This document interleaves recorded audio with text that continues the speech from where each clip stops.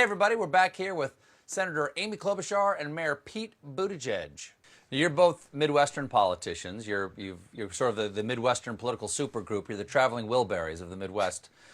What can the Democrats do to win the Midwest this time around? There was a lot of criticism of the Clinton campaign that she didn't concentrate enough on Midwestern states in 2016. What do the Democrats need to do?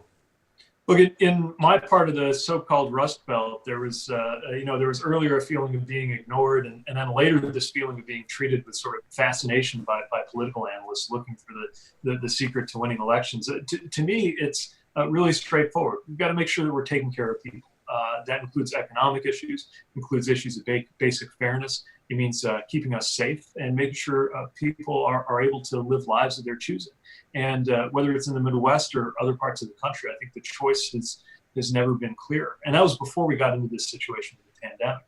Another thing that I heard sometimes from conservative friends who were not wild about President Trump, but trying to come to terms with it, they would say, well, it's hard to sink a ship. It doesn't matter that much, even though he's not a good leader. Now we're seeing just how much it does and why. And I think that's why there's a chance not only to continue to turn out true blue motivated Democrats, but to reach across the aisle, to reach out to what I like to call future former Republicans who are as sick of what's going on in this country as the rest of us. Yeah, I think a lot of this is making clear, and Joe Biden understands this, that the middle of the country isn't flyover country. And Pete and I know this because we live here. And there are a lot of people right now, when you look at the way this virus is starting to hit rural America in such a big way, that's going to be the next threat. And you're starting to see some of the hot spots actually be in the middle of the country, in rural areas where there's less hospitals, less ventilators, more seniors, and it's a big problem. And that's why bringing some compassion and competence to the White House is key. I always think back to the president at the Republican convention, which we all remember, where he stood in front of the nation and said the words, "I alone can fix this." Well, look where we are now. Every day he's blaming someone else. He literally said that he is the backup to the governors of this country. And meanwhile, we have people dying in senior homes. We have businesses boarded up, and we have people who are literally crying out for a leader. And we see someone instead who's saying, basically joking around, go chug bleach. So I can't think of anything that is more inimical to where the Midwest is, because the Midwest believes in hard work. The Midwest believes in straightforward leadership and just getting things done. And that's not what this president has done. Well, now that the campaign is over, let's level with each other. How many times did you forget what state you were in?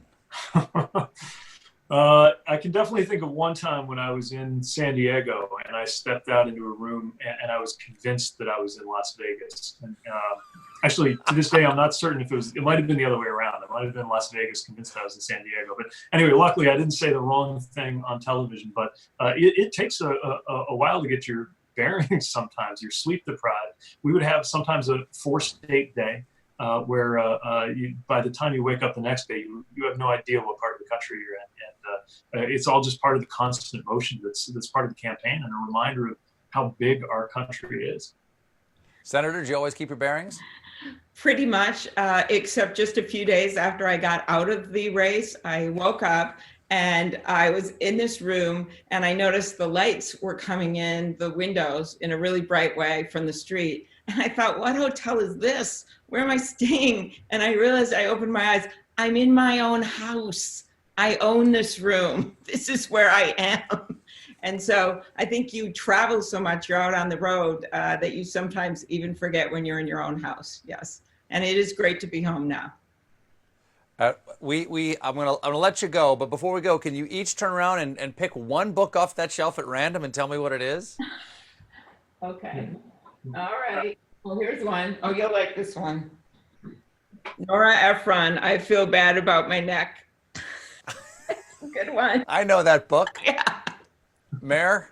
So these bookcases actually have just been assembled. I'm reorganizing my whole library. I just found this gem in the humor section. I don't want to look like I'm working the ref here, but there we go. Well, got the book, Senator and so Klobuchar, Senator Amy Klobuchar and Mayor Pete Buttigieg, everybody. Thanks so much for being here. Thanks, Stephen. We'll be right back.